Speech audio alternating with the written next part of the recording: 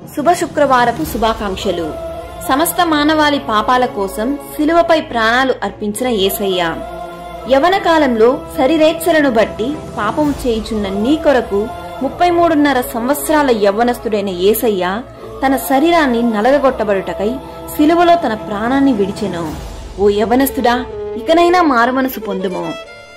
అందరినీ ద్వేషిస్తూ నీ చుట్టూ ఉన్నవారి పట్ల కోపము, క్రోధము, కక్షలు కలిగిన నీ కోసం ఆయన భూమిపై మనిషి అవతారంలో పుట్టి అందరికీ తన ప్రేమను వెల్లడిపరిచెను. ఆయన శత్రువులను, ఆయనను హింసించిన వారిని కూడా ప్రేమించెను.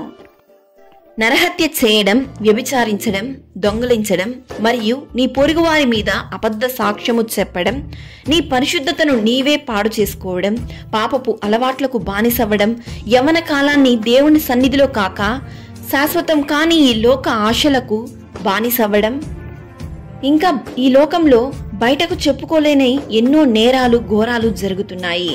నీ పొరుగువారి సొత్తు అన్యాయముగా ఆశించడం, జారత్వము, అపవిత్రత, కాముకత్వము, మనుషుల చేతులలో చేసుకున్న విగ్రహాలను పూజించడం, అల్లరితో కూడిన ఆటలు, పాటలు, ద్వేషములు, కక్షలు, భేదములు, ఈ పాపములన్నిటిని బట్టి నీవు అనుభవించవలసిన శిక్షను ఆయన శిలువపై రక్తపు దారలతో చేతులకు, కాళ్లకు మేకులు కొట్టి తన శరీరంలో చివరి రక్తపు బిందువు చిందించే వరకు కొరడాలతో దెబ్బలు తిని మరణించెను.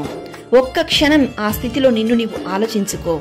పాపపు తలంపులు, పాపపు ఆలోచనలు నీవు చేస్తుంటే నీ కొరకు ఏ నేరం చేయని యేసయ్య ముళ్ళ కిరీటం మోస్తున్నాడు. సెల్ ఫోన్ ద్వారా, సోషల్ మీడియా ద్వారా చూడకూడని దృశ్యాలను పాపపు చూపుతో చూస్తున్న నీ కొరకు ఆయన కన్నులలో చూపును కోల్పోయాడు. ఈ మాటలు వింటున్నప్పుడు నీతో దేవుడు మాట్లాడుతున్నాడా? పాప క్షమాపణ ఎక్కడ దొరుకుతుందని ఆలోచిస్తున్నావా? ఆయన సన్నిధిలో మోకాల్లోని పాప క్షమాపణ కోరుము. యేసయ్య మాత్రమే ప్రతి పాపములను క్షమించగలడు. ఈ శుభ శుక్రవారమున దేవుని సన్నిధిలో పాప క్షమాపణ కోరి మారుమనసు పొందుము. అనేకులకు మాదిరిగా, అనేకులకు సాక్షిగా జీవించుము. దేవుని వాక్యం ఇలా సెలవిస్తుంది: మన అతిక్రమ క్రియలను బట్టి అతడు గాయపరచబడెను, మన దోషములను బట్టి నలగగొట్టబడెను, మన సమాధానార్థమైన శిక్ష అతని మీద పడెను, అతడు పొందిన దెబ్బల చేత మనకు స్వస్థత కలుగుచున్నది. యెషయా గ్రంథం 53వ అధ్యాయం 5వ వాక్యము.